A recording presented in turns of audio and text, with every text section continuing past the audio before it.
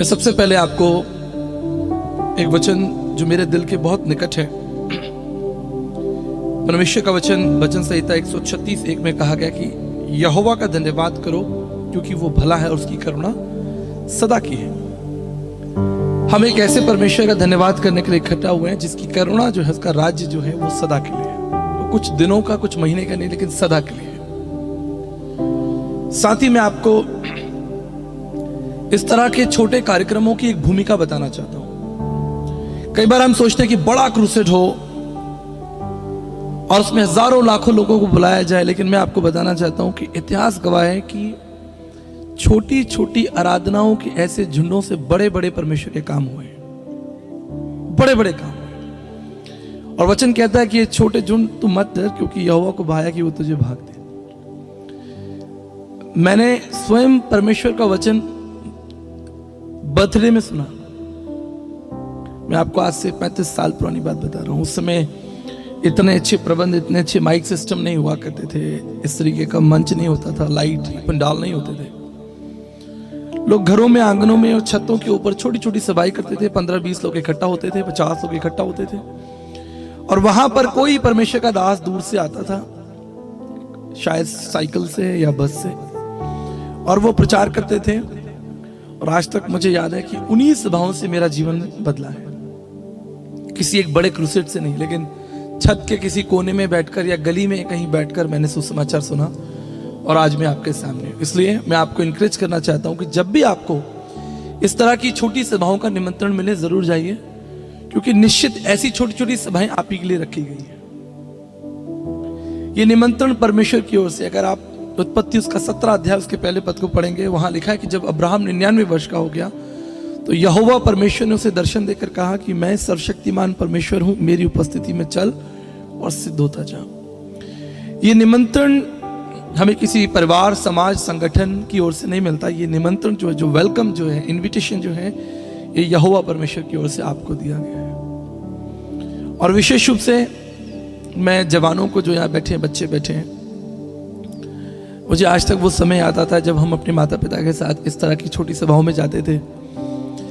कई बार हम इसलिए जाते थे कि वहाँ खाना होगा, हम पूछते थे खाना है वहाँ पर, लंच है वहाँ पर, डिनर है वहाँ पर। तो माता पिता कहते थे शांत रहो, हम प्रभु का वचन सुनने जा रहे हैं, खाना मिले ना मिले वचन मिलेगा। लेकिन बच्चे थे।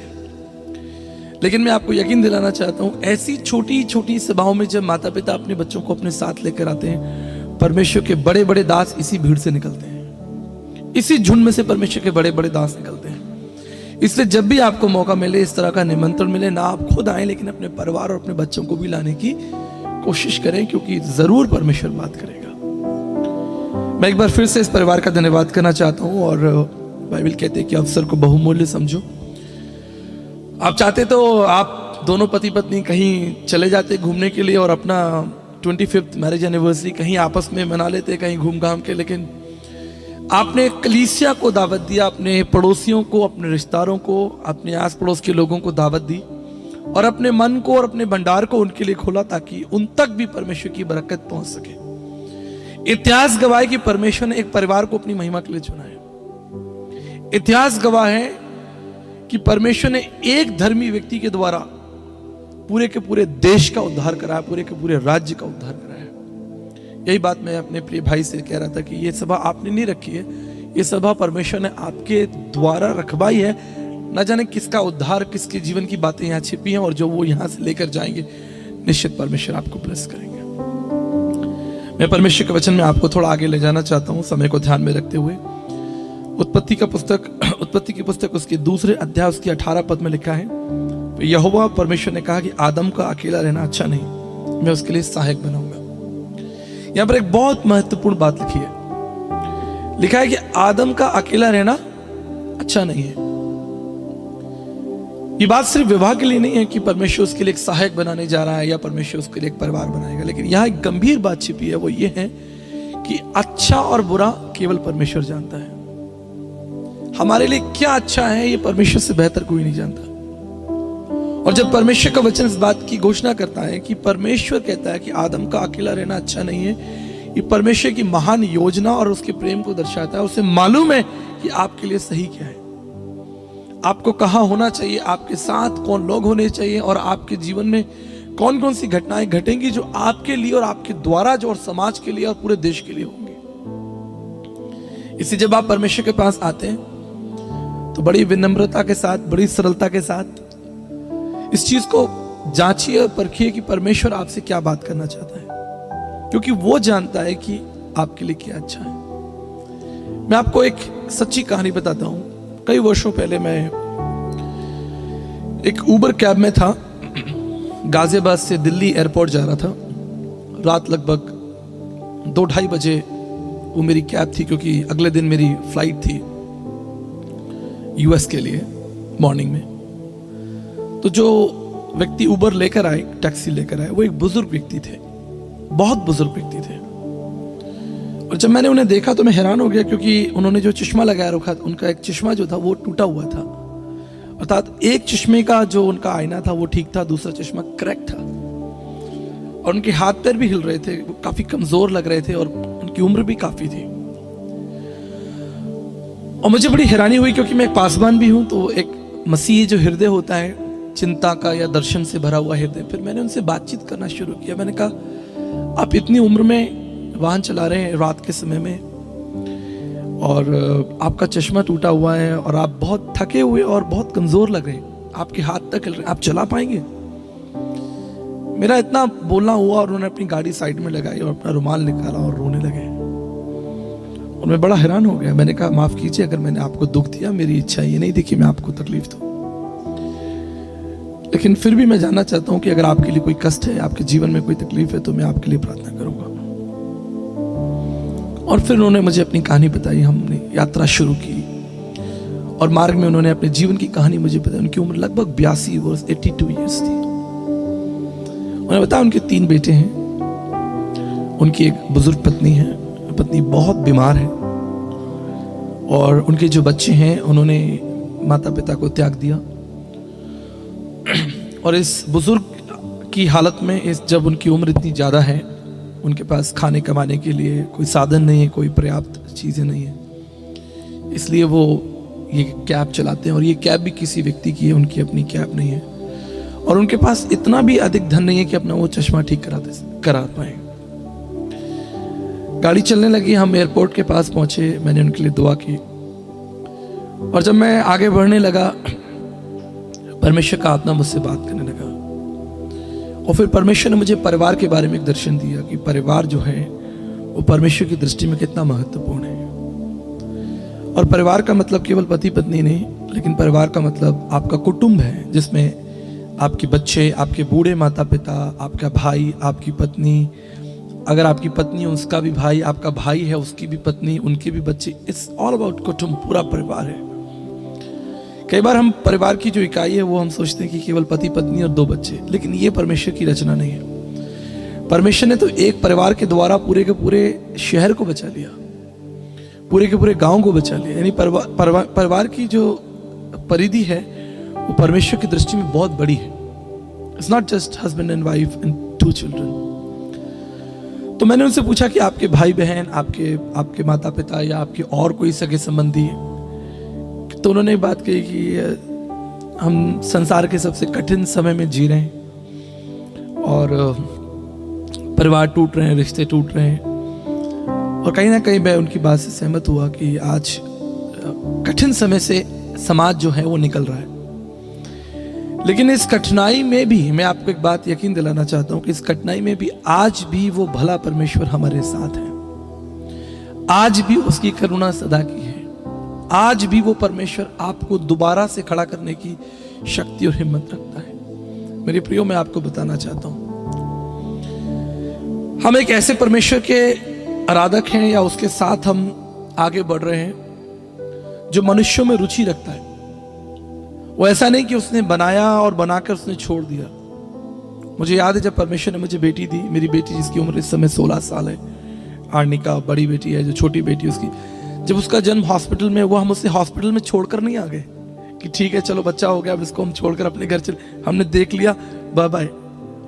लेकिन हम उसे लेकर आए अपने घर, और आज भी 16 वर्षों के बाद में भी वो हमारी बेटी है और हम उसकी चिंता करते हैं। ठीक इसी तरह परमेश्वर ने आपको बनाकर छोड़ नहीं दिया, वो परमेश्वर ने आपको बनाकर वो भूला नहीं है।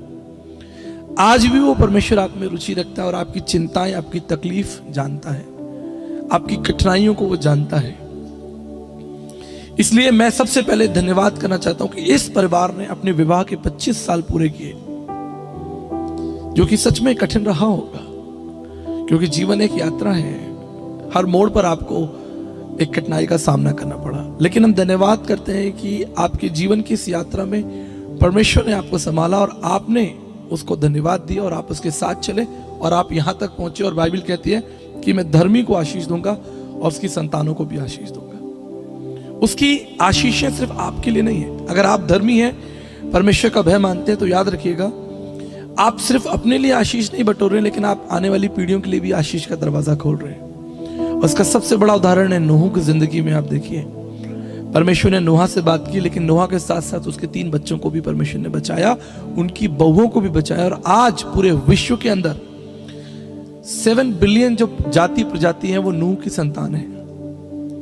लेकिन परमेश्वर ने अपनी वाचा नूह के साथ बांधी, लेकिन नूह के साथ परमेश्वर ने उसके बच्चों को, उसकी बहुओं को आशीष दी। इसलिए आज आपका जो संबंध परमेश्वर के साथ है, आपकी जो वाचा परमेश्वर के साथ है, ये सिर्फ आपके, लेकिन 1000 पीढ़ी तक उसकी वाचा, उसकी करुणा चलती रहेगी, क्योंकि वो विश्वास योग्य है। दूसरी महत्वपूर्ण बात जो मैं आपके सामने रखना चाहता हूं, देखिए, हम इस संसार में सदा के लिए नहीं है। इससे कोई फर्क नहीं पड़ता कि आप विश्वासी हैं कि गैर विश्वासी हैं, आप किसी भी जाति, समाज, भाषा, कुल, क्षेत्र से आते हो, इससे कोई फर्क नहीं पड़ता। आप इस संसार में सदा के लिए नहीं है। सदा केवल परमेश्वर का राज्य है। हम इस संसार में केवल एक यात्री मात्र हैं, बस हम चल रहे हैं और एक दिन हमारी यात्रा समाप्त हो जाएगी।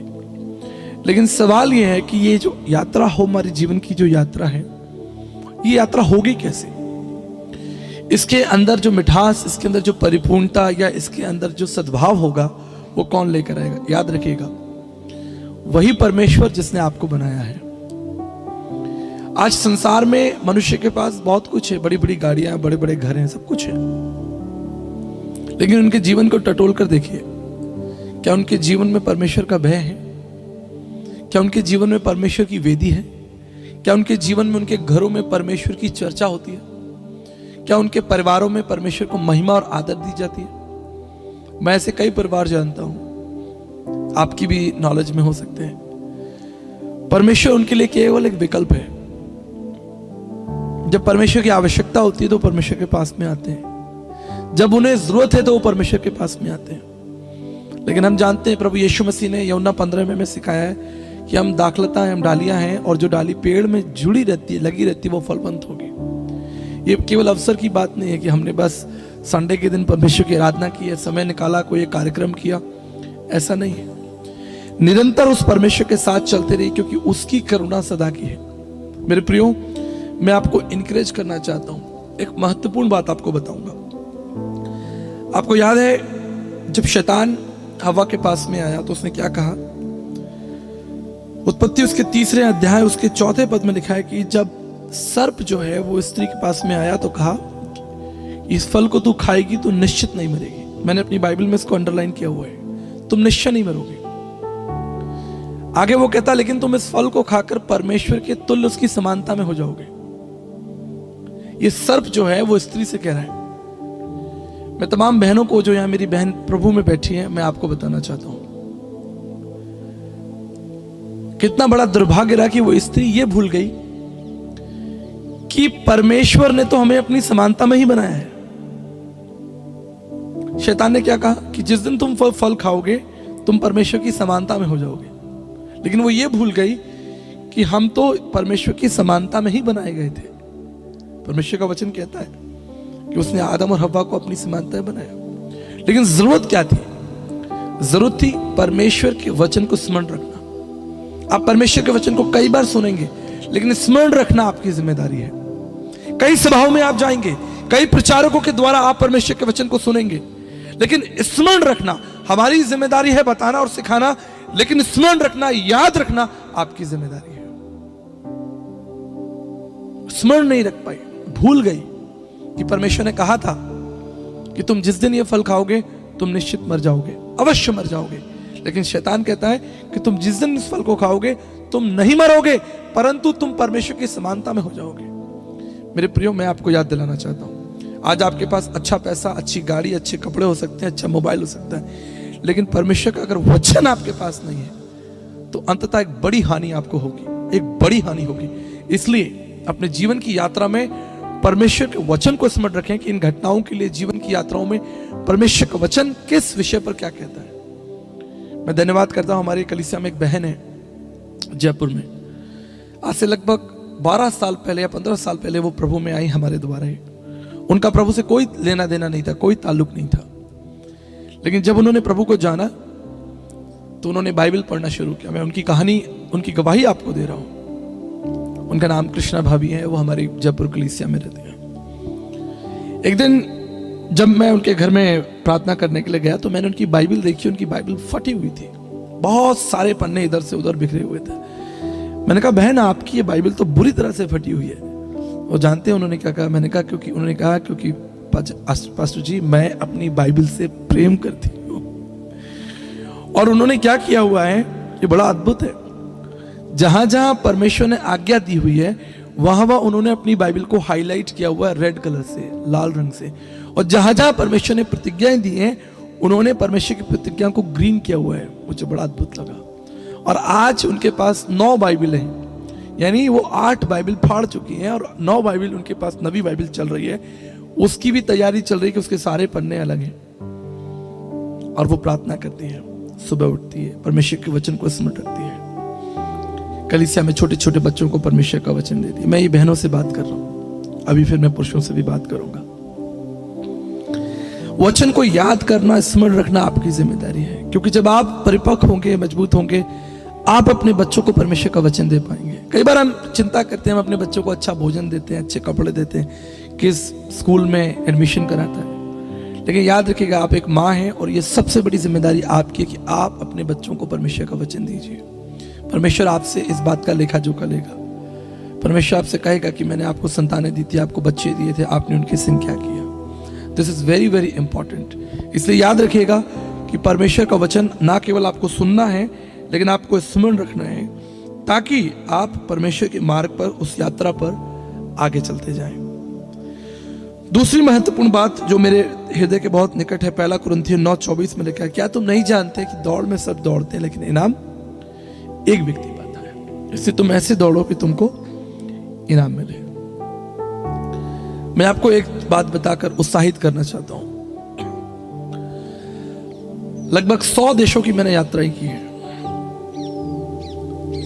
पूरा विश्व घूम लिया, लेकिन मैं बड़े विश्वास और धन्यवाद के साथ कहना चाहता हूं कि आज पूरे विश्व के अंदर अगर सबसे अधिक प्रेम करने वाली कौम या परमेश्वर की महिमा और आदर करने वाले लोग जिनके पास परमेश्वर के लिए समय है, वो हिंदुस्तान के लोग हैं। ये बहुत बड़ी बात मैं आपको बता रहा हूं। विदेशों के अंदर चर्च में पास्टर्स को केवल 20 मिनट मिलते हैं, 25 मिनट मिलते हैं प्रचार करने के लिए, और अगर मैं यहां पर अगर 1.5 घंटा भी प्रचार करूंगा तो भी आप सुनेंगे। 2 घंटा ही प्रचार करूंगा तो शायद आप बड़ी रुचि से सुनेंगे। लेकिन विदेशों के अंदर, इंग्लैंड के अंदर, अमेरिका के अंदर केवल 20 मिनट का प्रचार करने का जो है वो पास्टर को सलाह दी जाती है कि केवल 20 मिनट, 21 मिनट नहीं हो जाना चाहिए। आज परमेश्वर ने आपको और मुझे मौका दिया है कि हम अधिक से अधिक परमेश्वर के वचन को सुने, ग्रहण करें, और उस इनाम को जो परमेश्वर आपको देना चाहता है उसको आप प्राप्त करें। एक समय था जब हिंदुस्तान के अंदर बाहर से परमेश्वर के दास आते थे, लेकिन आज मैं धन्यवाद करता हूं, आज हमारे पास्टर सलीम खान जी इंग्लैंड जाते हैं और वहां जाकर प्रभु का प्रचार करके आते हैं। हालेलुया।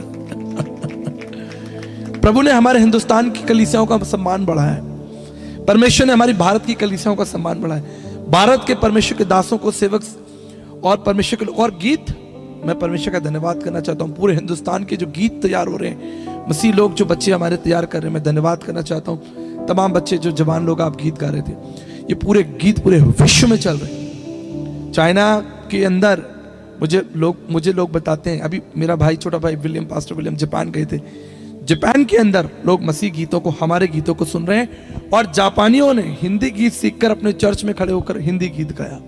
उसकी वीडियो मेरे पास पड़ी हुई है। परमेश्वर हमारे देश में अद्भुत काम कर रहे हैं। भारत देश के अंदर अद्भुत काम करे। लेकिन ये अद्भुत काम होगा कैसे? एक विश्वास योग्य जन चाहिए, एक विश्वास योग्य परिवार चाहिए।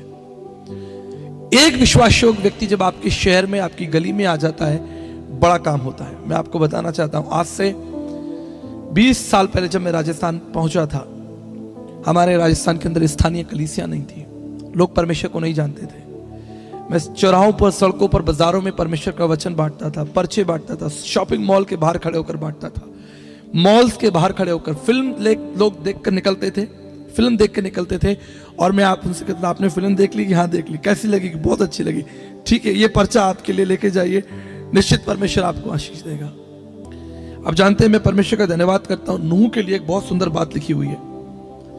नूह के लिए लिखा है कि वो एक धर्मी व्यक्ति था और अपने समय के लोगों में खरा था। आज मसीह कलीसियाओं को, मसीह विशेष रूप से आप जब इस वचन को सुन रहे हैं, ये आपके और मेरे लिए है। परमेश्वर का वचन कहता है उत्पत्ति 6 अध्याय 9 पद में कि नूह जो था वो धर्मी और विश्वास योग्य था और अपने समय के लोगों में खरा था।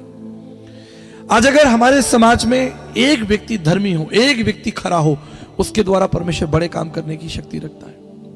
और एक चीज हमेशा याद रखिएगा, परमेश्वर ने हमेशा अपने काम के लिए लोगों को चुना है। वो नाव बना सकता था, जिसने दुनिया को बनाया उसे नाव बनाने में क्या जोर आ रहा है? मुझे बताइए, कोई जोर नहीं आ रहा है। उसने कहा आकाश और पृथ्वी के तारे गण बन गए, उसने कहा पृथ्वी बन गई। पृथ्वी की नॉर्थ पोल से लेकर साउथ पोल तक की दूरी 13,000 किलोमीटर है। 13,000 किलोमीटर की पृथ्वी को उसने मुंह से बोलकर बना दिया। 13 लाख गुना बड़ा जो सूर्य हमारी पृथ्वी से, वो परमेश्वर ने बोलकर बना दिया। उसके लिए कोई बड़ी बात नहीं थी कि वो 300 हाथ लंबा एक जहाज आपसे बनवाए। वो बोलता और बन जाता, वो कहता और ऐसे हजारों जहाज बन जाते। लेकिन उसने एक धर्मी व्यक्ति को अपनी महिमा के लिए, अपने काम के लिए चुना कि एक बड़ी गवाही हो, एक बड़ी गवाही हो। और उस धर्मी व्यक्ति ने 120 साल तक, ना केवल उसने लेकिन उसके पूरे परिवार ने, मैं विश्वास करता हूं, जिक्र बाइबल में ऐसा नहीं आता, लेकिन इतिहास की बाइबलों में, इतिहास की किताबों में ऐसा आता है कि उसका परिवार भी उसके साथ था। और इसलिए परमेश्वर ने नूह के साथ उसकी पत्नी, आपकी पत्नी और बच्चों को और उनकी बहुओं को परमेश्वर ने जीवन का अवसर दिया। देखिए मेरी बात ध्यान से सुनिएगा, आप पूरा संदेश भूल जाएंगे लेकिन ये बात नहीं कभी भूलेंगे। पूरी पृथ्वी से परमेश्वर ने जनजाति को हटा दिया, सारी जनजाति खत्म हो गई, पूरी पृथ्वी पर कोई प्राणी नहीं बचा, लेकिन ये 8 लोग बचे, केवल ये 8 लोग बचे, क्योंकि इनके ऊपर परमेश्वर की करुणा थी। और ध्यान देने बात यह है कि इन 8 लोगों के द्वारा परमेश्वर ने दुनिया को दोबारा जीने का मौका दिया, दोबारा अवसर दिया, इन 8 लोगों के द्वारा। और मैं धन्यवाद करना चाहता हूं नूह के जीवन के लिए। मैं उसके जीवन से बहुत प्रभावित हूं। 120 साल तक वो परमेश्वर की आज्ञा मानता रहा। 6:22 में लिखा है, very important, and Noah did exactly what the Lord asked him to do. Noah ने वही किया जो परमेश्वर ने उससे कहा। उसने उसमें आकार में कोई परिवर्तन नहीं किया।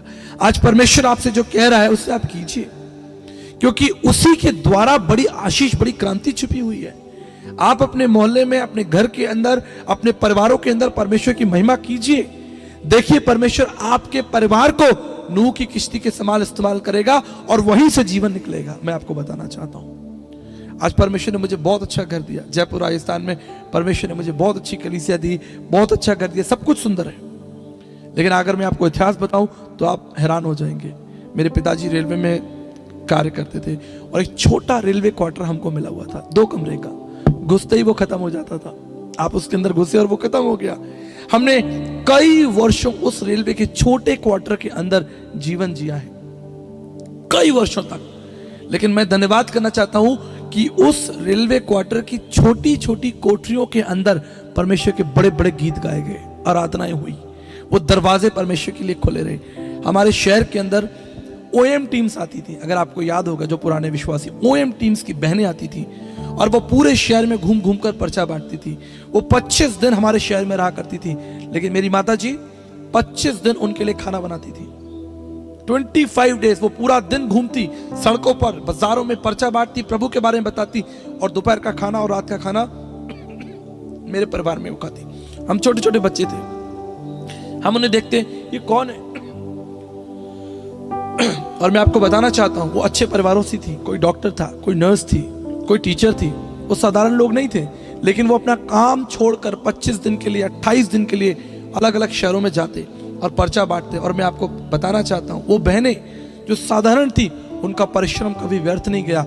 उसी शहर के अंदर से, आगरा शहर के अंदर से परमेश्वर ने बहुत से सेवकों को खड़ा किया और उसका एक प्रतिफल मैं भी हूं। आपका प्रतिफल, जो कुछ आप प्रभु के लिए करेंगे, वो कभी नष्ट नहीं होगा।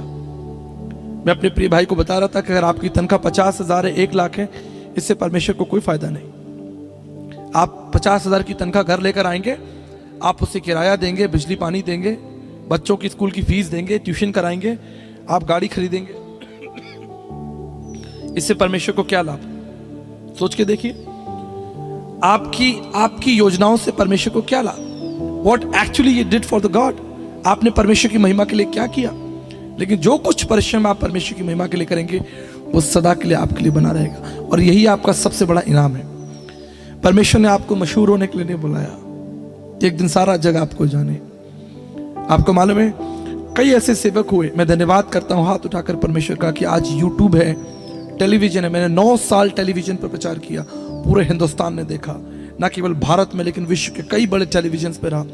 लेकिन मैं उन सेवकों का धन्यवाद करता हूं जिन्हें कभी टेलीविजन पर आने का मौका नहीं मिला, जिनके पास अच्छे साधन, अच्छे वाहन नहीं थे, संसार उन्हें जानता नहीं, शायद उनकी फोटो किसी अखबार में भी नहीं छपी होगी, कोई उन्हें नहीं जानता होगा, उनकी कब्रें आज भी हैं, लेकिन मसीह में उनका परिश्रम व्यर्थ नहीं होगा। मसीह में उनका परिश्रम व्यर्थ नहीं होगा। मैं विश्वास करता हूं, धन्यवाद करता हूं कि जो कुछ उन्होंने बोया, दुख उठाया। कई वर्षों पहले मैं गुजरात गया और गुजरात में एक बहुत पुराने घर में मुझे रुकने का मौका मिला, लगभग 150 साल पुराना घर। हम रात के समय 11 बजे जब उस घर में गए, बड़ी हवेली थी वो। सुबह के समय मैं वहां बैठकर चाय पी रहा था और मैंने पास में देखा कि वहां 2 कब्र बनी हुई थी।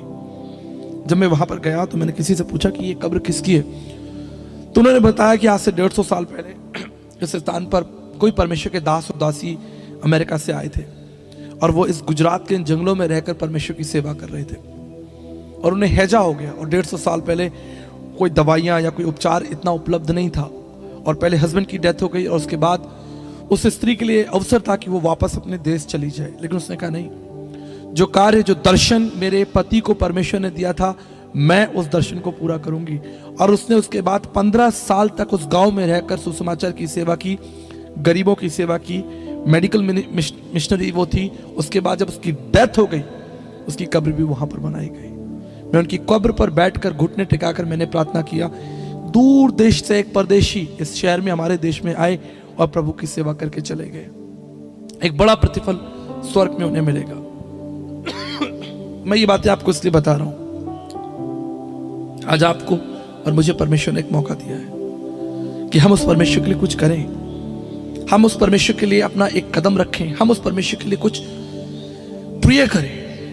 मैं इस परमेश्वर का धन्यवाद करता हूं। आपको लगता होगा कि एक बस अच्छी सी हम पार्टी रखेंगे, प्रोग्राम रखेंगे, लेकिन परमेश्वर ने तो आपसे बड़ा काम करा लिया। शायद आपने इसकी कल्पना भी नहीं की होगी, लेकिन परमेश्वर आपके द्वारा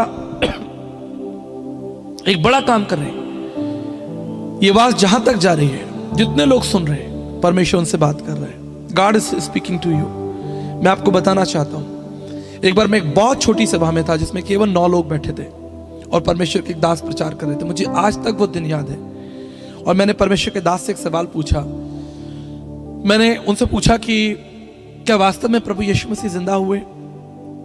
उस समय मेरी उम्र केवल 7 साल थी। मुझे आज तक वो शाम याद है। और उन्होंने अपना सरमन खत्म किया और सरमन खत्म करने के बाद उन्होंने मुझसे कहा कि तुम मेरे साथ डिनर करोगे? अब डिनर कौन नहीं करना चाहेगा? मैंने कहा जरूर, मैं आपके संग डिनर करूंगा। और मुझे वो अपनी टेबल के पास ले गए। उन्होंने मुझे अपने साथ बैठाया और कहा, सुनो, आज आपने जो सवाल पूछा है, एक दिन इसी सवाल के द्वारा परमेश्वर आपसे बड़ी महिमा लेगा। और उन्होंने मेरे साथ अगले 2 घंटे बातचीत की। मैं अपने घर आया, सोचता रहा प्रभु यीशु मसीह के पुनरुत्थान के बारे में, कि इतिहास में, मानव जाति के इतिहास में एक व्यक्ति जिंदा हुआ, मरकर जिंदा हुआ, उसका नाम यीशु मसीह है। मेरे प्रियो, मैं आपको ये बात इसलिए बता रहा हूं, आज मैं एक कंप्यूटर साइंस इंजीनियर हूं। मैंने एस्ट्रोफिजिक्स, कॉस्मोलॉजी स्टडी किया हुआ है। मैं विज्ञान का स्टूडेंट रहा, आगरा यूनिवर्सिटी का टॉपर रहा। लेकिन आज मैं इस मंच पर बैठा हूं और आपके सामने बैठकर बात कर रहा हूं कि मेरे जीवन का सबसे बड़ा प्रश्न ही यही था कि क्या कोई व्यक्ति मृत्यु में से जी उठ सकता है? और मैंने अपना जीवन यीशु मसीह को दे दिया, अध्ययन किया, बाइबल कॉलेज किया, कैंपस क्रिस्टियन फॉर क्राइस्ट बड़ी संस्था में मैं डायरेक्टर रहा, दुनिया की 100 देशों में यात्रा की। सिर्फ एक प्रश्न कि क्या यीशु मसीह जिंदा है, इस प्रश्न के साथ मैंने अपनी यात्रा को शुरू किया। हो सकता है कि आज यहाँ जवान बच्चे बैठे हो, छोटा सा ये पंडाल लगा है, छोटी सी एक सभा है। सभा का मूल स्तंभ क्या है? Marriage anniversary. शायद हम मैरिज एनिवर्सरी पर इतनी बात नहीं कर रहे हैं, शायद हम परिवार के बारे में इतनी बात नहीं कर रहे हैं कि विवाह, जनरली ऐसा होता है मैरिज एनिवर्सरी पर हम विवाह का संदेश दे देते हैं, लेकिन मैं आपको दर्शन का संदेश देना चाहता हूं कि परमेश्वर आपके विवाह के द्वारा, आपके परिवार के द्वारा एक बड़ी क्रांति लाना चाहता है।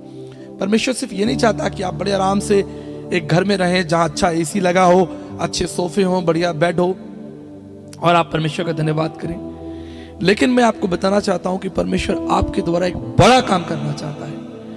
इसी भीड़ में से आपको नहीं मालूम कि परमेश्वर इस बच्चे को चुन ले। मुझे याद है पिछले दिनों में राजस्थान के सीकर में एक बड़ी सभा कर रहा था और एक बच्ची वहां पर खड़ी हुई थी, प्रार्थना चल रही थी, सभी लोगों की गर्दनें झुकी हुई थी, सभी लोग नीचे देख रहे थे, लेकिन उस पूरी भीड़ के अंदर जब मैं प्रार्थना कर रहा था केवल एक बच्ची थी जिसके दोनों हाथ स्वर्ग की तरफ थे। और परमेश्वर ने मुझसे कहा कि मैंने इस बच्ची को अपनी महिमा के लिए चुना है। मैंने तुरंत उस लड़की को मंच पर बुलाया, मैंने कहा इस बच्ची को आगे भेजो। मैंने कहा परमेश्वर आपके द्वारा एक बड़ा काम लेगा। आप बर्तन मांजने के लिए नहीं हो, आप झाड़ू पोछा करने के लिए नहीं हो, आप परमेश्वर की बड़ी बुलाहट के लिए हो। उसी मंच पर मैंने उसका अभिषेक किया, उसके लिए प्रार्थना की, उसके माँ बाप घुटने पर आए। मेरे प्रियो मैं बताना चाहता हूँ वो भी एक मैरिज एनिवर्सरी थी, एक बुजुर्ग कपल जिन्होंने अपनी शादी के 60 साल पूरे किए थे, मुझे वहां पर निमंत्रण दिया गया था।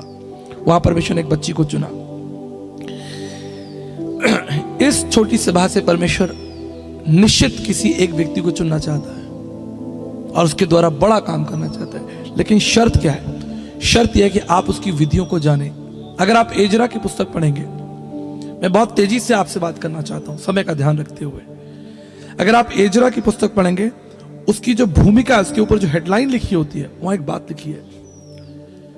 मैं पिछले 24 साल से बाइबल पढ़ रहा हूं और पढ़ा रहा हूं, कई बार मैंने वो एजरा की पुस्तक पढ़ी है, लेकिन उस दिन मैं रेलवे स्टेशन, सॉरी माफ कीजिएगा, एयरपोर्ट पर बैठा हुआ था और चाय पी रहा था और एजरा की पुस्तक खुली हुई थी और वहां लिखा हुआ कि एजरा परमेश्वर की व्यवस्था का कुशल ज्ञाता था।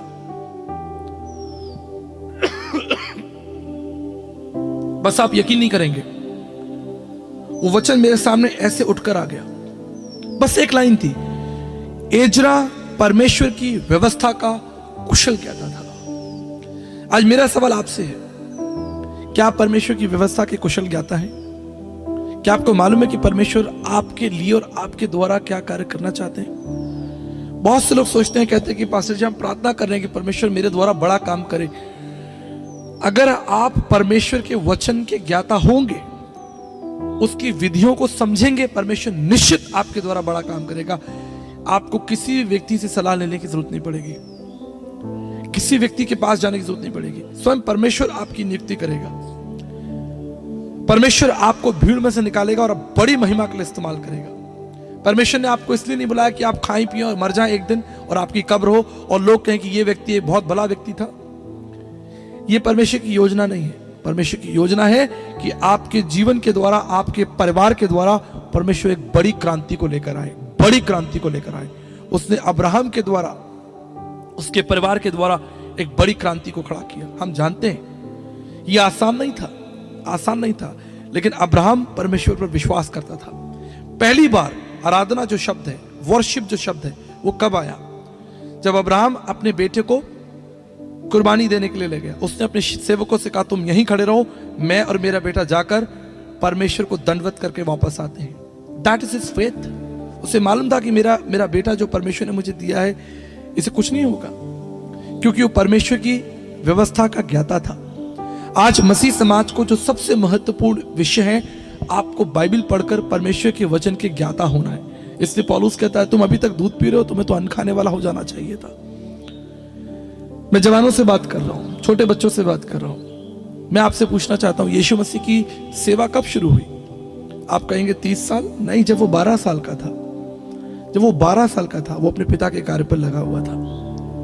वो तो मंदिर के अंदर गया और वहां उपदेशकों से बात कर रहा था। यहोवा परमेश्वर की व्यवस्था, परमेश्वर के राज्य के बारे में बात कर रहा था। 12 साल का बच्चा Just 12-year old, a boy is talking about the kingdom of God. परमेश्वर के राज्य की भेद की बातों को बता रहा है। ये कितना अद्भुत है। मैं आपसे बात कर रहा हूं, जवानों से बात कर रहा हूं, बच्चों से बात कर रहा हूं। मेरे प्रियो, आपको परमेश्वर ने एक बड़ी सेवा के लिए नियुक्त किया है, एक बड़े काम के लिए नियुक्त किया है। आपके परिवार को परमेश्वर ने संसार के परिवारों से निकालकर एक बड़ी सेवा के लिए नियुक्त किया। लेकिन आपको करना क्या है? आपको परमेश्वर की व्यवस्था का ज्ञाता होना है। नehemiah के समान आपको दर्शन पकड़ना है। पौलुस के समान आपको सब बातों पर धैर्य रखकर उसकी आराधना करनी है। मैं आपको एक बात बताना चाहता हूं, विवाह आसान नहीं है, यह सबसे कठिन विषय है, लेकिन यह सरल हो सकता है अगर परमेश्वर आपके साथ हो। प्रभु ने कहा कि पहले तुम यरूशलेम में गवाही दो, यानी आपके परिवार में।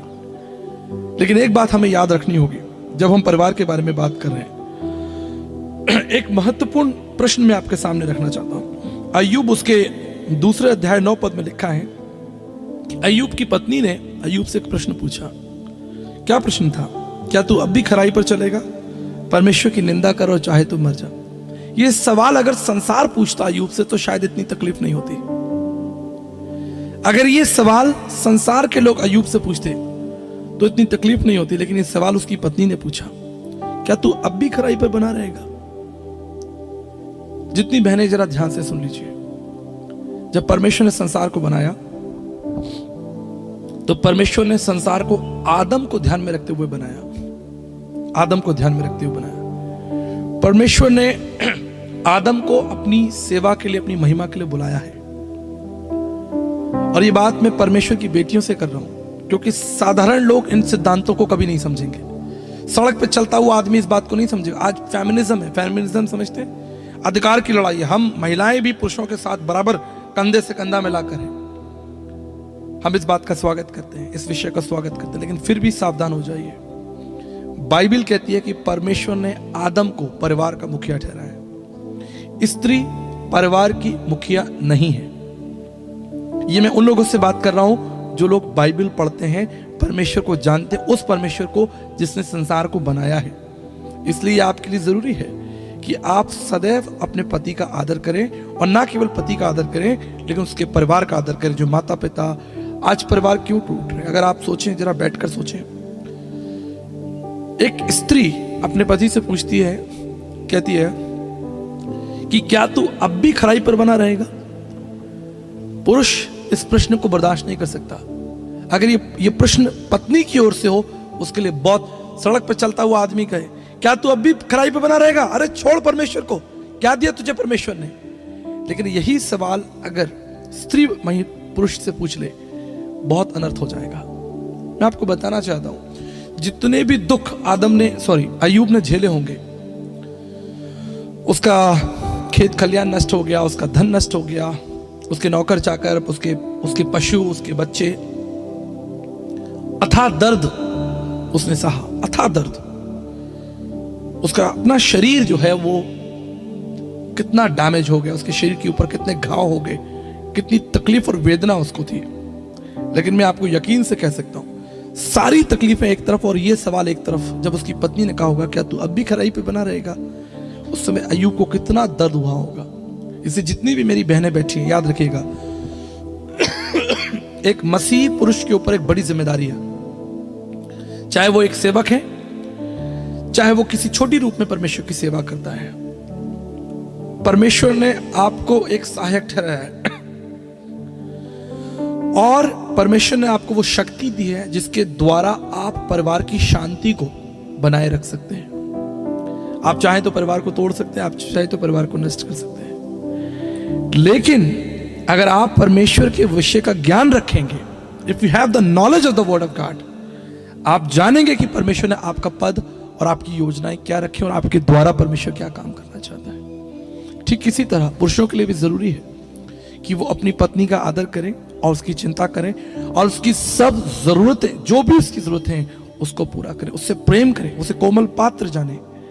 और सबसे बड़ा आदर अगर आप अपनी पत्नी को दे सकते हैं, याद रखिएगा, घर के अंदर नहीं, जब आप समाज में उसे साथ लेकर चलते हैं, that is the biggest honour for a woman. एक महिला के लिए सबसे बड़ा आदर है कि उसका पति समाज के सामने अपनी पत्नी का आदर करे, उसे स्वीकार करे, माने, अपने साथ बैठाए और सब यात्राओं में और जीवन की सब बातों में उसे साथ लेकर चले। ये एक स्त्री के लिए सबसे बड़ा आदर की बात है। इस समाज के सामने, परिवार के सामने उसका आदर किया जाए। इसलिए पुरुषों को ये सलाह है कि आप अपनी पत्नी के साथ जब यात्रा करते हैं या कहीं जाते हैं, सदैव उनके साथ रहें, उनके साथ एक जीवन की अच्छी यात्रा। ऐसा नहीं कि आप उन्हें छोड़कर आ गए, बस घूम रहे हैं, अपने जीवन में इधर उधर भटक रहे हैं, जो काम आपको करना है आप फोन नहीं उठा रहे हैं, बात नहीं कर रहे हैं, सभा के अंदर आप उन्हें कहीं लेके नहीं जा रहे, उनका कोई मान सम्मान नहीं है। ऐसा नहीं हो सकता। परमेश्वर ने आपको आज्ञा दी है कि आप उसे कोमल पात्र जाने, उससे प्रेम करें और उसका आदर करें। और उसका आप आदर ऐसे ही कर सकते हैं। सबसे बेस्ट है कि आप अपनी पत्नी को समाज के अंदर हक दिलाएं, समाज के सामने कहें, उस चीज को माने कि मेरी पत्नी है और 18 साल, 20 साल, 25 साल से मैं इसके साथ हूं। That is the biggest honour for a woman. और उसके बाद बच्चे, परिवार। मैं देख सकता हूं यहां पर छोटे छोटे बच्चे हैं। मैं आपको एक बात बताना चाहता हूं, मैं हमेशा अपने माता पिता के प्रति आज्ञाकारी और वफादार रहा। मैंने अपने जीवन में कोई ऐसा काम नहीं किया जिसमें मैंने अपने माता पिता की राय ना ली हो। मैंने हमेशा अपनी जिंदगी के सारे निर्णय अपने माता पिता के साथ बैठकर, हो सकता है कि कई बातों में वो मुझसे अधिक पढ़े लिखे ना हो या मुझसे ज्यादा उनका अनुभव ना हो। मेरे पिताजी तो एक रेलवे की जॉब करते थे, आज तक दुनिया में कहीं बाहर नहीं निकले, किसी देश की यात्रा नहीं की, लेकिन आज भी मैं अपने पिता के साथ बैठकर अपने जीवन की सब बातों को साझा करता हूं। और यही चीज मैं बच्चों को समझाना चाहता हूं कि आपके जीवन में बहुत ऐसे मोड़ आएंगे। मैं खास तौर पर बेटियों से बात करना चाहता हूं। पिछले दिनों में एक शहर में था, एक पासवान थे। जब मैं उनसे मिला, उन्होंने कहा कि पास्टर जी मैं आपको अपनी गवाही देना चाहता हूं। मैंने कहा बताइए। उन्होंने एक गवाही दी जिससे मेरा हृदय बहुत टूट गया। मैंने परमेश्वर से कहा, प्रभु इस गवाही ने मुझे अंदर तक झंझोड़ कर रख दिया। आप जानते हैं उन्होंने मुझे क्या बताया? उनकी बेटी थी जिसकी उम्र 19 साल थी, वो कॉलेज जाती थी, वो पढ़ाई में बहुत होशियार थी। She was a brilliant student, उसके अच्छे नंबर आते, वो आराधना करती, वर्शिप करती, चर्च के अंदर वर्शिप करती, लेकिन एक दिन अचानक उसने सुसाइड कर लिया। दिन के समय में उनके घर में कार्यक्रम था, शाम को उसके बड़े भाई की यात्रा थी, ट्रेन पकड़कर उसको कहीं जाना था, आई थिंक कोयम्बटूर जाना था, और लगभग 2:30-3 बजे के आसपास उस जवान लड़की ने आत्महत्या कर ली। मैंने जब पासवान जी से पूछा कि ऐसा क्यों हुआ, तो उन्होंने एक बात बताई। उन्होंने कहा कि कोई लड़का था जो उसे परेशान करता था, उसको बहुत परेशान करता था, और वो उस परेशानी से बाहर नहीं निकल पाई, और अंततः उसने अपने जीवन का अंत कर लिया। माँ बाप को नहीं बताया, और वो कहते रहे कि काश एक बार वो हमें बता देती, एक बार वो हमसे बात करती, तो शायद हम उसके साथ होते और आज उसके पास वो जीवन होता। मेरे प्रियो, मैं आपको प्रैक्टिकल बात बताना चाहता हूँ, वचन के साथ साथ जीवन के अनुभव आपके सामने बांटना चाहता हूँ। जितने भी बच्चे मेरी आवाज सुन रहे हैं, अपने जीवन की कोई भी संघर्ष की बात हो, कोई भी चुनौती हो, अपने माता पिता से कभी मत छिपाना, कभी मत छिपाना। चाहे ये कोई अनर्थ ही क्यों ना हो, कोई समस्या क्यों ना हो, आपके साथ कुछ भी ऐसा घट रहा हो जिससे आप झेल नहीं सकते, लेकिन अपने पिता के पास जाना, अपने पिता के पास जाना, अपनी माँ के साथ बैठना, बातचीत करना, प्रार्थना करना, निश्चित परमेश्वर आपको इस सब समस्याओं से बाहर निकालेगा। परमेश्वर आपको आशीष देगा। आपका जीवन अनमोल है।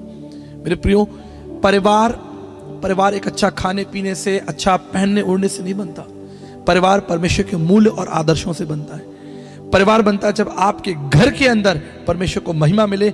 जिस घर के अंदर स्त्री सुबह उठकर प्रार्थना नहीं करती, वो घर कभी आशीषित नहीं हो सकता। उस घर की कोई नींव, मजबूत नींव नहीं हो सकती। जब तक बहनें घुटनों पर बैठकर प्रार्थना ना करें अपने पति के लिए, अपने पासवान, अगर आपके पास पति पास्टर हैं, लीडर हैं, आराधक हैं, या आपकी जिम्मेदारी है कि आप अपने पति के लिए घुटनों पर बैठकर प्रार्थना करें, क्योंकि एक बड़े युद्ध के लिए वो गए हुए, एक बड़े काम के लिए परमेश्वर ने आपको निकाला है। याद रखिएगा मेरी बात, जितना आप परमेश्वर में मजबूत होंगे, आपका परिवार उतना मजबूत होगा। लेकिन अगर एक भी व्यक्ति कमजोर है, वो परिवार हिलेगा, उसकी जड़ें हिलेंगी। एक व्यक्ति कोशिश करेगा परिवार को बचाने के लिए, लेकिन दूसरा व्यक्ति परिवार को टूटने के लिए कभी कोई कोशिश नहीं करेगा। लेकिन मैं धन्यवाद करना चाहता हूं नूह के जीवन के लिए। Come back to the life of Noah. इतना बड़ा प्रोजेक्ट परमेश्वर ने उसको दिया, लेकिन मैं विश्वास करता हूं कि जब वो जहाज बनाता होगा तो उसकी पत्नी जो है उसके लिए भोजन लेकर आती होगी। आपने देखा होगा किसानों की, कई बार किसान लोग मेहनत करते हैं, उनकी पत्नियां जो है खाना लेके, उनके बच्चे जो है खाना लेकर जाते हैं। कितना अद्भुत दृश्य होता है, मैंने देखा है। मैंने एक किसान को देखा, पेड़ के नीचे बैठा हुआ था, इंतजार कर रहा था। हम लोग वहां पर शूटिंग कर रहे थे। थोड़ी देर में मैंने देखा उसकी एक बुजुर्ग स्त्री जो है हाथ में खाना लिए हुए चले आ रही। उस दृश्य को देखते हुए मेरे अंदर एक अजीब सी सकारात्मक भावनाएं डोलने लगी। पैदल भोजन लेकर आ रही है, फिर वो वहां पर बैठे, उन्होंने खाना खाया, प्रभु का धन्यवाद दिया। अद्भुत था। मैं आपको यकीन दिलाना चाहता हूं, जो स्त्री, जो महिला अपने पुरुष का आदर करेगी, अपने पति का आदर करेगी, परमेश्वर का भय मानेगी, उस परिवार के द्वारा परमेश्वर बड़े बड़े काम करेगा। आज हम नोहा को आदर दे रहे हैं, महिमा दे रहे हैं, उसको कह रहे हैं कि उसने इतना बड़ा काम किया, लेकिन ये उसकी बिना पत्नी के संभव नहीं था। It was impossible without the wife of Noah. ये नहीं हो सकता था। अगर वो उससे लड़ती, उससे झगड़ती, तो उसका काम पूरा कभी नहीं होता। इसलिए बड़ी जिम्मेदारी आपके ऊपर है। साथ ही जो भी योग्यताएं परमेश्वर ने आपको दी है, जो भी परमेश्वर ने उपहार आपको दिए हैं, उसके द्वारा आप परमेश्वर को बड़ी महिमा और बड़ा आदर दें। हमेशा अपने घर को अपनी परमेश्वर की महिमा के लिए खोलिए। बहुत से घर ऐसे हैं जो परमेश्वर की महिमा के लिए नहीं खोले जाते। वो सोचते हैं कि हम चले जाएंगे चर्च में जाकर दुआ कर लेंगे, प्रार्थना कर लेंगे, लेकिन जो घर परमेश्वर के लिए नहीं खोला जाता वो कभी आशीषित नहीं होगा। अपने घरों के अंदर आप पासवानों को बुलाइए, अपने अन्न और जल को पासवानों के संग साझा कीजिए, प्रार्थना करवाइए। जो घर परमेश्वर के लिए खुला रहेगा, मैं आपको बताना चाहता हूं, स्वर्ग से आशीष उस घर में होती है। उसके खत्ते भंडार कभी खाली नहीं होंगे। उसके अन्न और जल पर सदैव परमेश्वर की करुणा होगी। जो घर परमेश्वर की महिमा के लिए खोला जाता है। मेरे प्रियो, मैं आपको इनकरेज करना चाहता हूं, आपको बताना चाहता हूं कि परमेश्वर के साथ चलने के लिए आपको उसकी व्यवस्था का ज्ञाता होना पड़ेगा। उसके साथ चलने के लिए आपको उसके सिद्धांतों को समझना पड़ेगा। तब जाकर आप परमेश्वर के एक बड़े कार्य को अपने जीवन में देखेंगे। ये केवल एक ठंडी प्रार्थना, छोटी सी प्रार्थना या एक दो वचन पढ़ लेने से एक बड़ा मजबूत काम परमेश्वर का नहीं हो सकता।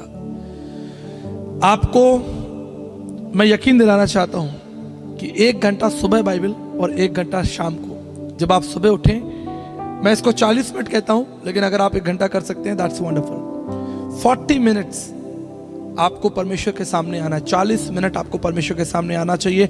इससे पहले आप मनुष्यों का सामना करें।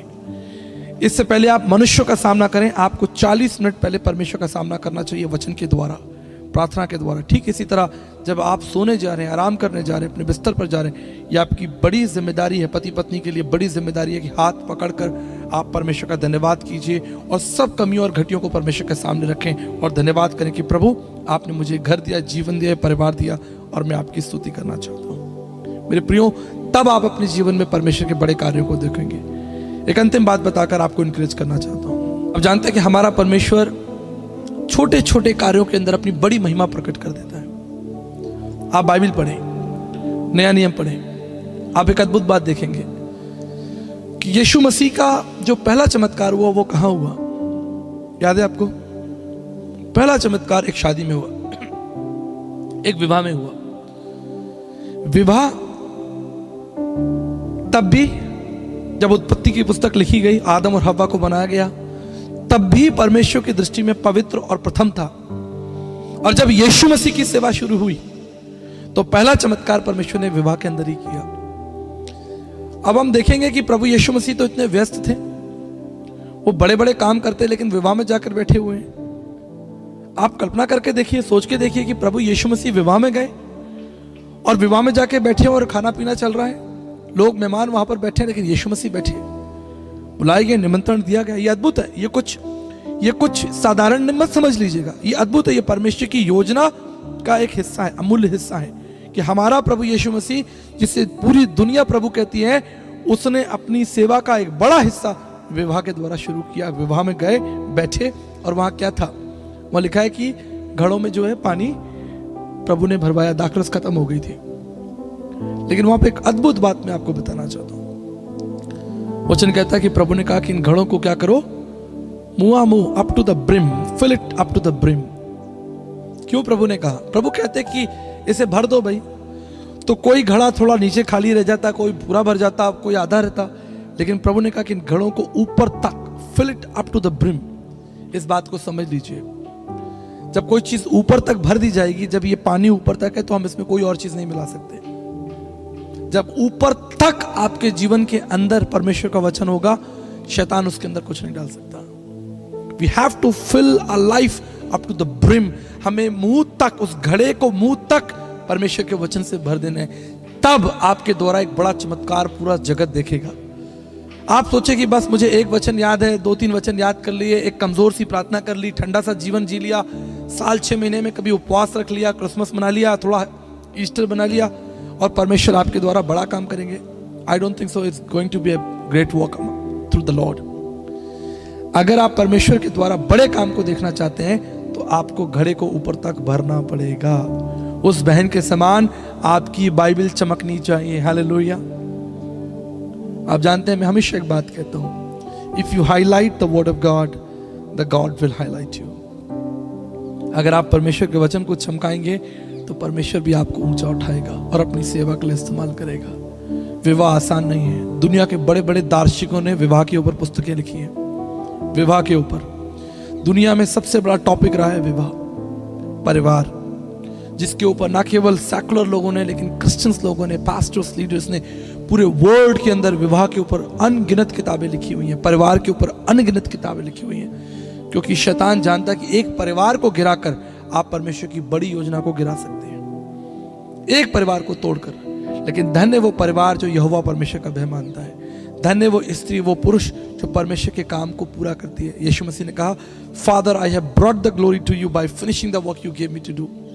यीशु मसीह के सामने बहुत चुनौतियां थी, लेकिन उसने कहा कि पिता, मैंने तेरा काम पूरा करके तेरी महिमा की है। यह आसान नहीं होगा कि आप प्रभु के साथ चलें, उसका काम करें।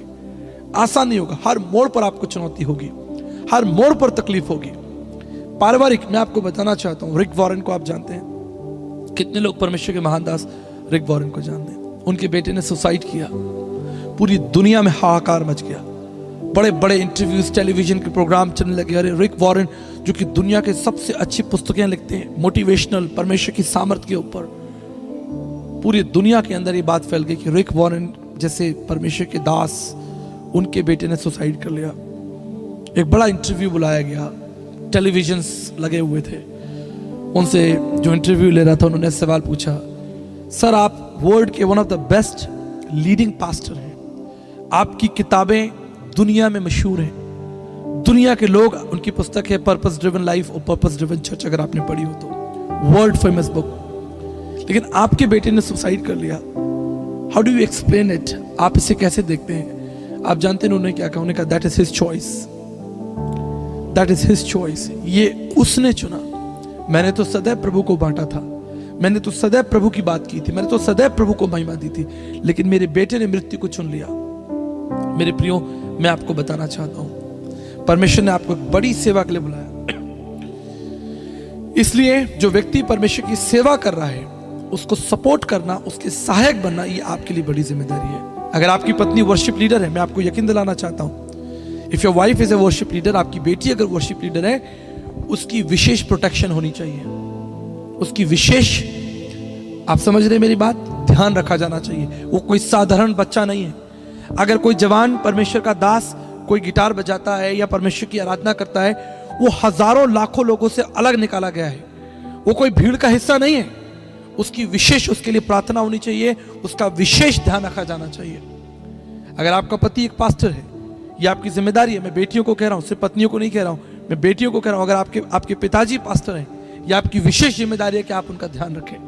अगर आपके ताऊ जी, आपके मामा जी, अगर आपके परिवार में कोई भी व्यक्ति परमेश्वर का दास है और परमेश्वर की सेवा कर रहा है और परमेश्वर के लिए एक योद्धा बनकर खड़ा है, ये पूरे परिवार की जिम्मेदारी है कि उस परमेश्वर के दास की सेवा करें, उसके लिए सीधा मार्ग निकालें, उसके लिए समस्याओं को समाधान में परिवर्तित करें। लेकिन कई बार क्या होता है, हम समस्याएं खड़ी कर देते हैं। पासवानों के लिए समस्याओं को खड़ी, परिवार के द्वारा समस्याएं खड़ी हो जाती हैं, हमारे अपनी कलीसियाओं के द्वारा। मैं कलीसिया से कहना चाहता हूं, आप सोचते हैं कि क्या पासवानी बहुत आसान है, कि बस हम पासवान हो खड़े हो गए और हमने प्रचार कर दिया और बहुत अच्छा हो गया। लेकिन हम जानते कितना संघर्ष जो है वो पासवानों को करना पड़ता है अपनी कलीसिया को सही मार्ग में ले जाने के लिए। कई कलीसिया के लोग अपने पासवानों के लिए संघर्ष खड़ा कर देते हैं। मेरे प्रियो, मैं आपको यकीन दिलाना चाहता हूं, जो लोग परमेश्वर की सेवा के लिए निकाले गए हैं, अलग किए गए हैं, उनके लिए विशेष प्रार्थना कीजिए। हो सकता है परमेश्वर ने आपको पूर्णकालीन सेवा के लिए नहीं बुलाया, हो सकता है परमेश्वर ने आपको कोई बड़ा दर्शन नहीं दिया, लेकिन जिस व्यक्ति को दर्शन दिया है उसके लिए प्रार्थना करना आपकी जिम्मेदारी है। एक ऐसा परिवार बनाइए, एक ऐसा समाज बनाइए जो मिलकर परमेश्वर की सेवा करे। मैं धन्यवाद करना चाहता हूं प्रभु के इस परिवार के लिए जिन्होंने अपनी मैरिज यानी 25 साल आपने अपने जीवन के पूरे कर लिए। आसान नहीं होगा। अगर आप पीछे मुड़कर देखें कितनी तकलीफें आपने उठाई होंगी। मैं कह सकता हूं कि आपने फाइनेंशियल चैलेंजेस भी देखे होंगे, आपने दुख उठाया, बीमारी और तकलीफी में आज आपके पास अच्छा घर है, अच्छी पोजीशन है। लेकिन शायद 20 साल पहले, 22 साल पहले आपके पास ये व्यवस्थाएं नहीं हो, आपके पास इतने अच्छे साधन नहीं हो, लेकिन आप विश्वास योग्य रहे, आपने धन्यवाद किया, छोटी छोटी बातों में परमेश्वर का धन्यवाद किया और परमेश्वर ने आपका सम्मान बढ़ाया। और मैं आपको यकीन दिलाना चाहता हूं ये केवल एक आरंभ है। बाइबल कहती है कि मैं धर्मी को आशीष दूंगा और उसकी संतानों को भी आशीष दूंगा। जो कुछ आप परमेश्वर के लिए करेंगे वो आपकी संतानों तक जाएगा, आपकी संतानों के द्वारा होके जाएगा। आपका परिश्रम प्रभु में कभी व्यर्थ नहीं होगा। आपने डिपार्टमेंट की सेवा की है, हम धन्यवाद करना चाहते हैं। आप देश की सेवा में भी है, लेकिन देश की सेवा का प्रतिफल याद रखिएगा, एक समय आएगा जब खत्म हो जाएगा, लोग आपको भूल जाएंगे। लोग बड़े बड़े अधिकारियों को भूल गए, बड़े बड़े मंत्रियों को भूल गए, जिन्होंने अपना जीवन देश के लिए न्यौछावर कर दिया, लोग उन्हें भूल गए। समाज आपकी सेवा को भूल जाएगा, लेकिन स्वर्गदूत आपकी सेवा को कभी नहीं भूलेंगे। जो सेवा आपने पृथ्वी पर की है वो अनंत काल तक गिनी जाएगी, अनंत काल तक उसे स्मरण रखा जाएगा। मेरे प्रियो, इसलिए मैं आपको ये एनकरेज करना चाहता हूं, प्रभु के लिए कुछ कीजिए। Do something in the kingdom of God. अपने आप को दृढ़ कीजिए कि मैं परमेश्वर के लिए क्या कर सकता हूं, मुझे कौन सा जहाज बनाना है, मुझे कौन सा गीत लिखना है, मुझे किस दिशा में यात्रा करनी है, किन लोगों से मिलना है। मैं धन्यवाद करना चाहता हूं तमाम उन श्रेष्ठ सेवकों का जिन्होंने दुख उठाकर सेवा की है, कष्ट उठाकर सेवा की है। आसान नहीं है, परमेश्वर की राह पर चलना आसान नहीं है, लेकिन यीशु मसीह ने कहा, Father I have brought the glory to you by finishing the work. जो काम प्रभु तूने मुझे दिया मैंने उसे पूरा कर दिया है। यही बात आपको और मुझे करनी है, यही काम आपको और मुझे करना है कि प्रभु जो भी सेवा आपने मुझे दी है मैंने उसे पूरा कर कर आपकी सेवा की, आपके नाम को ऊंचा उठाया है। तब आप अपने जीवन में परमेश्वर के बड़े काम को देखेंगे। एक ऐसा समाज बनाइए, एक ऐसा परिवार बनाइए जो परमेश्वर को ग्रहण योग्य हो। परमेश्वर आपके साथ है, उसकी करुणा सदा की है। परमेश्वर का वचन कहता है कि ये सारे जग के लोगों यहोवा का धन्यवाद करो और उसके उपकार को कभी ना भूलना। लेकिन याद रखिएगा, धन्यवाद वही कर सकता है जिसके पास परमेश्वर का अनुभव हो। धन्यवाद वही कर सकता है जो नम्र हो। नहीं तो लोग सोचते हैं कि ये सारी गाड़ियां, योग्यताएं हमें अपनी क्षमता से मिली है, हमने इसे कमाया है, हमने इसे पाया है। लेकिन मैं आपको बताना चाहता हूं ये सब कुछ परमेश्वर की ओर से उपहार है। आपके जीवन की एक एक चीज परमेश्वर की ओर से उपहार है। हो सकता है आपने नौकरी की हो, लेकिन उस नौकरी को पूरा करने के लिए सामर्थ्य परमेश्वर ने दी हो। आपने एक अच्छा घर बनाया हो, आपको लगता हो कि मैंने बैंक से लोन ले लिया लेकिन उस लोन को चुकाने की भी शक्ति परमेश्वर ने आपको दी है। परमेश्वर अगर आपके साथ ना हो ये भला काम नहीं हो सकता। इसलिए याकूब कहता है, परमेश्वर का दास कहता है कि हर एक उत्तम दान जो है वो परमेश्वर की ओर से आता है। हर एक उत्तम चीज परमेश्वर की ओर से आपको दी गई है। इसलिए यही मेरी प्रार्थना है कि आप एक सुंदर मजबूत परिवार बनाइए। ये सभा सिर्फ आपके लिए नहीं थी, हम सबके लिए एक चुनौती थी। जितने भी लोग दूर पास से आए, मैं परमेश्वर का धन्यवाद करता हूँ। प्रभु आपको बहुत आशीष दे। और याद रखिएगा, आपको भी उस कार्य को पूरा करना जिससे नूह ने कहा। परमेश्वर का वचन उत्पत्ति 6:22 में लिखा है कि मैंने इस कार्य को पूरा करके तेरी महिमा की है। लिखा है, Noah did exactly what the Lord asked him to do. जो काम नोहा को दिया गया था उसने अपने परिवार के साथ उसे पूरा किया।